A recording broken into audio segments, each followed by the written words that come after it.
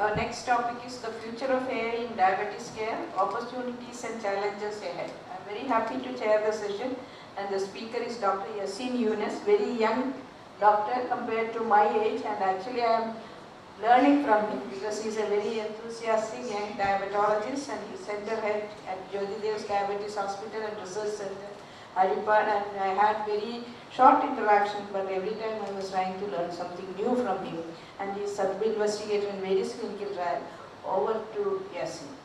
Thank you very much, ma'am, for that kind introduction.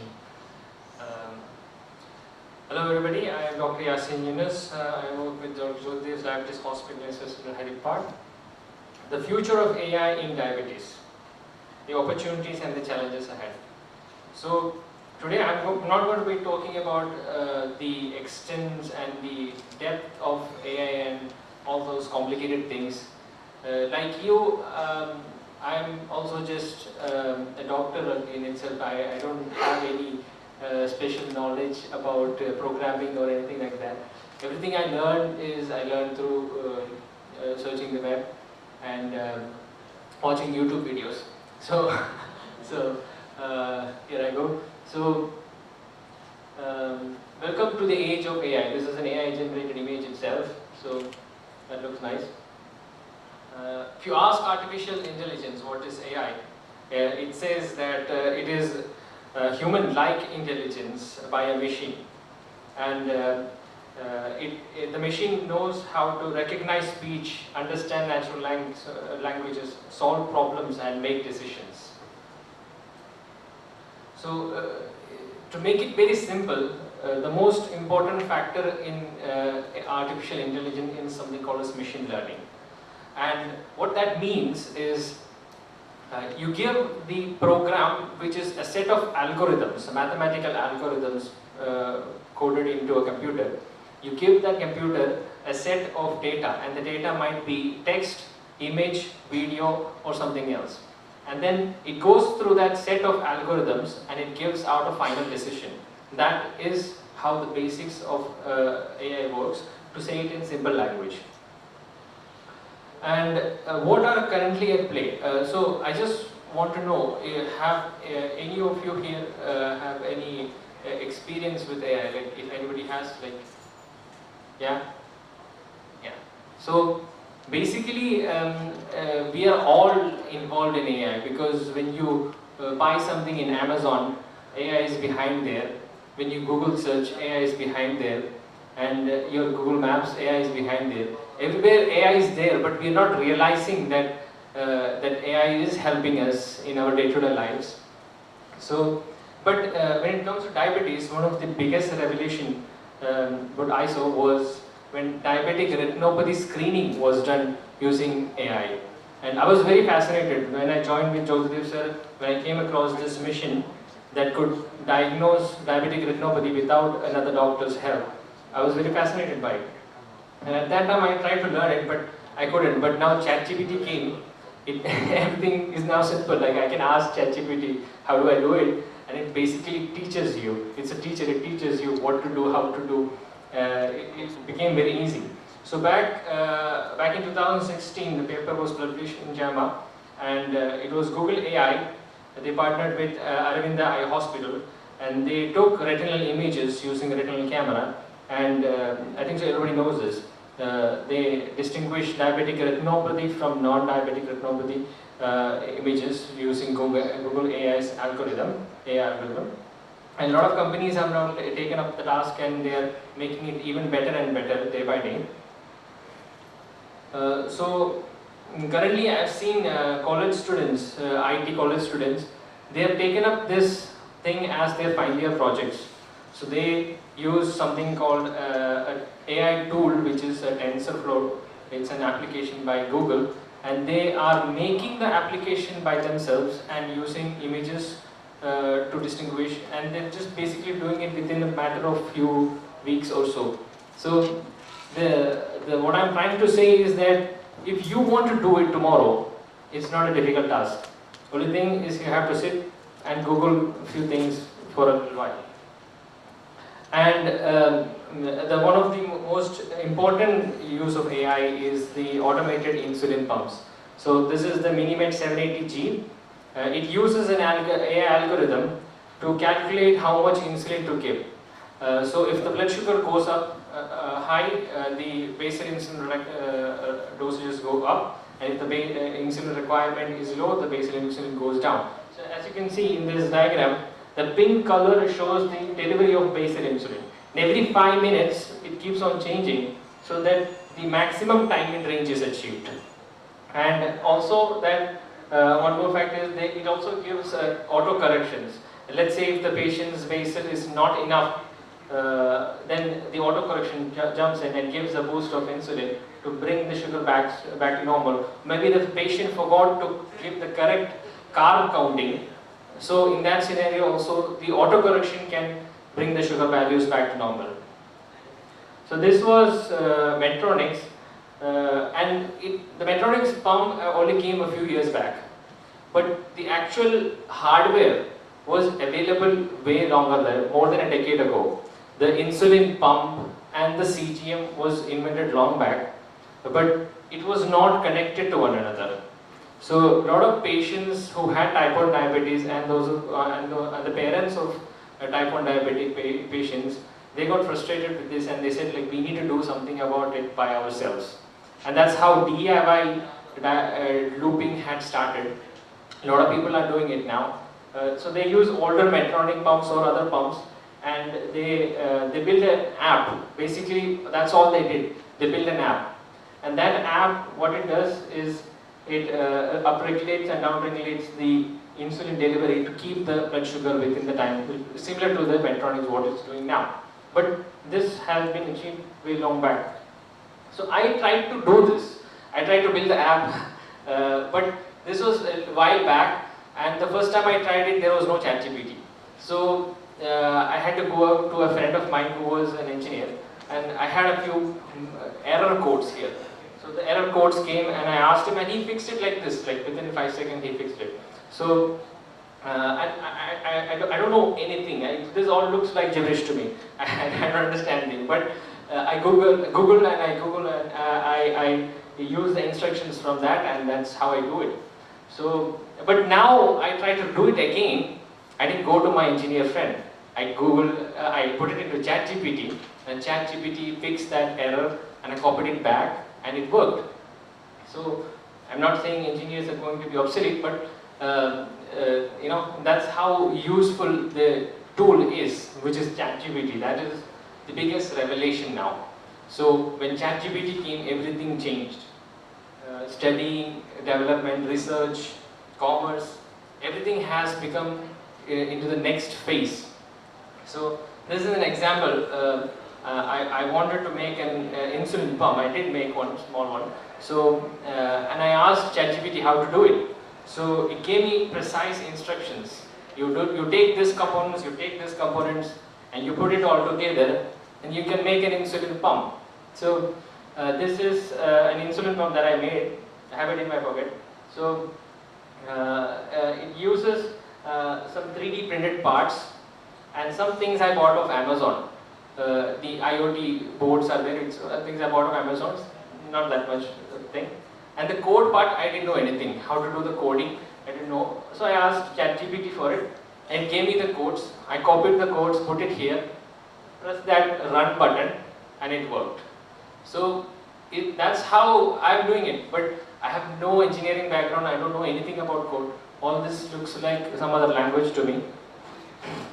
So the next future is about quantum computing. So I'm just going to talk about this about the future. And quantum computing is when the computer is so powerful that one computer can have the processing power of all the computers in this world now. So that's what quantum computing is. And once that comes into play, the AI is going to evolve into a next level. And since something called as biocomputers also, and the advantage is biocomputers use very little electricity than what normal computers do. And biocomputers are neuron cells, our own neuron cells cultured in a petri dish, and it's able to do computing via connecting to a silicon chip. And so this is something that is also interesting. Trials are being done on this, where a 10-second audio recording, 10-second audio recording of yourself is being used to diagnose or to screen for diabetes. So all you have to do is you have to do a 10-second recording in this app and send it out there, and it says whether you have diabetes or not. The science is behind how it detects the changes in the vocal cord, this thing, and I'm not sure exactly what it is, but it's very accurate. AI is able to detect the diabetes here, and 89% detection rate in women and 86% detection rate in men. And CGM is also using AI now. So currently our CGMs, what it happens is like you scan the data and you know the current value. You don't know what's going to happen in the future. It just gives you an arrow. This might be up, straight or down. But this is a new CGM that is coming in. It gives a prediction using an AI. It gives you a prediction for the next 2 hours. So let's say I'm coming to this program. I have to talk for the next 1 hour. And in that scenario, I don't know what my sure values are going to look like. So I can see the prediction, and if it says, yeah, it's going to be within the time and range, I can go to do the presentation without no worries. So that's a good thing. And insulin dose titrations are now being taken up by AI. So these are again things like we said, the Medtronics has programs, algorithms that allow it to calculate the insulin dose titrations. But also there are companies trying to do with basal bolus and finger prick values to do dose calculation using AI. And in the future, probably you just have to say, Alexa, titrate my dose, and your insulin dosages will be corrected for you. The question where the doctors might become obsolete is relevant there probably. But the honest reality is, AI is only making our job easier. So AI is helping patients and taking the workload from us. So if you have patients, let's say type 1 diabetic patients, and they keep on calling you and asking you, doctor, my sugar is this much, I need to do adjust, I need to adjust, and you can only manage so many patients. So if you have an AI allowing you to help in that manner, it's going to be a big game changer. There are a lot of companies now coming up with this kind of technology where they're using AI to improve patient education. This is one example like that, where the AI chatbot talks to the patient and encourages the patient if they're going in a good direction, or if their sugar is not going in a good direction, they tell them, give them tips what to do, like a coach would. So this is something like that. And this is again similarly giving precise instructions on how to manage your blood sugar by exercise and diet and etc. So there are some shortcomings and challenges here, but I think the challenges are not going to be there forever because we can overcome challenges. And one of the biggest challenge would be that you ask the patient to incorporate this into their life. They won't even go for CGMs and glucometers. AI is a very far away thing for these patients. It's very difficult to convince people to incorporate newer technology into their lifestyle. That is a challenge, and Western world is going very fast ahead with this, but in India I think so it's a bit slower, but still there are a lot of people coming up with AI and diabetes management. So some of the other things are the insufficient data. We need good quality data to train the AI. So once we get enough data, the more the data, the better the AI is going to be. Data privacy and security is something of a concern. And a biased data can happen if the study is only done in a certain locality for a certain amount of people, a certain type of people, then everybody is not included in it. So that kind of a bias can happen. And there are regulatory hurdles. Like if a program like this has to be something that your patients can use, it has to go through a set of lot of hurdles of regulations and pass through that to be effective. And currently in India, I don't think so there is any regulations on AI. so it's yet to come. But US and all, they have AI regulatory authorities. And the difficulty in the learning curve. See, for me, yeah, I needed to learn some things to do some things. So when the pump was the issue, I had to learn the programs which called Adreno, Android Studio. I needed to know what the hardware were. I needed to know how to do 3D printing. So it has a learning curve. I'm not saying you can just do it like this tomorrow, but it has a learning curve, but you can do it. It's a doable thing. And again, with the retinal camera, it is also possible now. Like I said, like college students are doing it as their final year projects. And there are 3D printer retina cameras now that are available. 3D printing is another big thing that has revolutionized how we live in this era, because everything from houses to rockets are now being 3D printed. So another big issue is the fear of medical legal issues.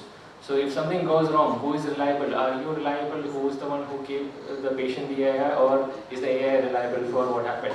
And if something goes wrong with the, let's say, this insulin pump. So this is a DIY insulin pump. You cannot give it to anybody, or you cannot sell it or anything. It's something that the person should do it for themselves by themselves. So so there is some kind of legal and medical legal issues in it. So that should be one thing, and that is something again we will have to overcome somehow someday. So with that, I will give a quote. We discussed AI extensively and absorbed its revolutionary possibilities, but without reciprocating in meaningful action, we risk being left behind in a world driven by innovation.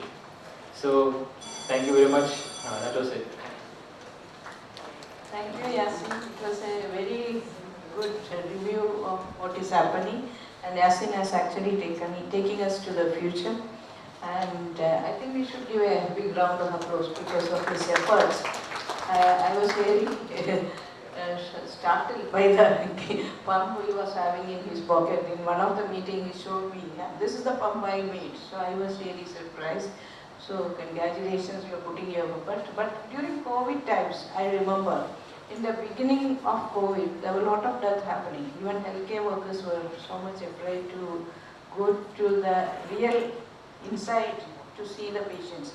And even we were not having that full PPE and otherwise. At that time, I remember, we were actually needed AI for monitoring patients.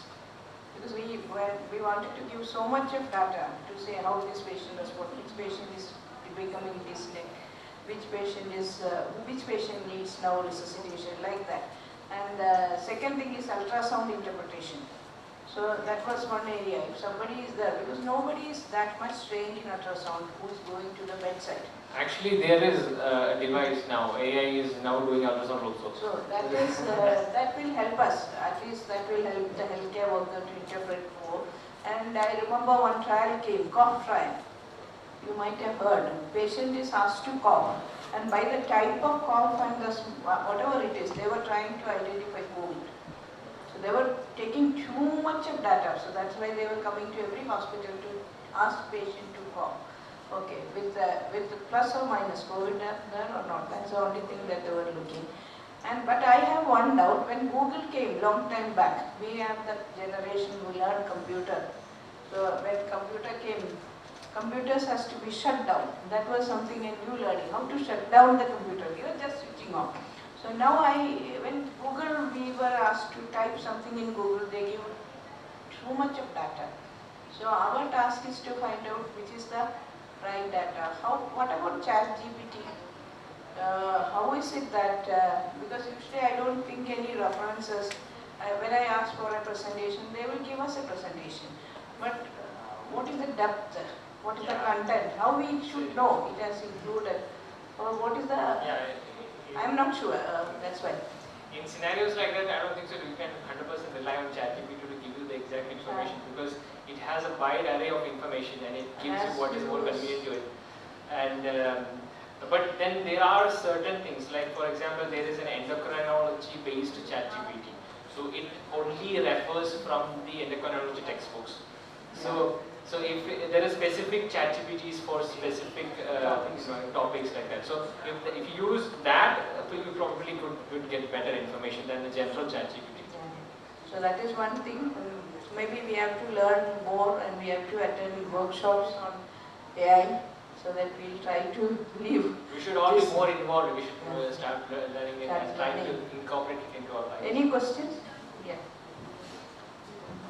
Thank you for the great talk. So, as a disclaimer, I'm not a doctor. I'm an academic scientist who works on AI and machine learning towards clinical decision support systems and also evidence-based medicine protocols. So, the easiest part of our job is to develop a model and then publish it in good journals, say like Nature. But then the hardest part of our research is to convince a doctor to use the model, because they are never convinced, no matter what the precision is, no matter what the accuracy is. The problem is always convincing a doctor to make them trust that our model is the best. So as a doctor who understands this, say there is a provision for AI we call as explainable AI, so that even decodes the most very randomized probabilistic model into a very simple deterministic equation. So even with the advent of the most simplest models, it is hard for a scientist like me to convince a doctor like you to use my model. So as a doctor who understands AI, what is your advice for a scientist like me to make you trust in my model? You should come to people like me, you know. I think so that's the only thing. That's a hurdle, that's a hurdle, you know, that's a hurdle. Like, you know, convincing not only the patients but also the doctors. And I think so it will change in coming years, because now we are talking about AI because ChatGPT made a bigger revolution, because even though Google AI was there long back, when ChatGPT came, a lot of people got access to it. A lot of people came to know what it is, and a lot of people understood that it is, you know, very good and useful and can do a lot of things. But otherwise, even though Google AI was long back there, nobody had access to it. Only people like you had access to it. You knew the thing, but general population nobody knew about it. So that was a big problem. So, but now I think so everybody, like, you know, I saw a lot of hands using AI. So ChatGPT itself, like, you know, doing presentations and all these things, yeah, people are trying, you know, it makes things life easier, you know. I can do my presentation within a few days rather than few weeks because of the help of AI. It doesn't give you the presentation, but it gives you an outlook of how it should look like, you know. So in that way, in coming days, you would find it easier, I guess. And an additional question, is there any role of, say, a very industrialized or a corporatized AI versus something that you find in a journal publication? Say, I have multiple models in my journals, but then people would, or doctors would still prefer something from a Siemens Healthcare or like an industry-based, healthcare company-based AI. They would trust that more, but then we might have a much better solution to a very simple problem, but then unless it is not corporatized, doctors wouldn't take that. So is that a bias? That's how doctors are, you know. That's how doctors are. Can I say something? About the, in answer to your question, I think the model, how we will make the model, which attributes you to, that matters. It varies even from hospital to hospital. Actually, our records may not be complete. So it is not very easy for us to accept what you have made. Maybe in your area it may be effective, but in his hospital it may not be effective. So we have to make our own models for our hospital, our patients. We cannot use your model blindly. Only one comment. We are using all the ChatGPT, humanoid robots, and very AI. What will happen to your brain? That is what I would know. Because we are not using that, it will get atrophied. I think Yaseen will have an answer. You want to answer? The thing is, like, you know, it makes, see, you could see 10 patients with so much data, 10 patients come to you with this much data, you could see only 10 patients. But then when ChatGPT came, it's like an assistant, like it summarizes those much information into small information, and you could see 20 patients now. So you're actually being more productive, you're able to do a lot of work, and that's, I think so, it's just going to make you more efficient. I think so, yeah. And I think we have less time and we'll have to conclude, but this topic will be remaining live and all of us will be learning more to it, and you can help us in learning. Definitely we'll come to you because we want cheaper options as well. Okay. Thank you. Thank you so much. much. We'll conclude.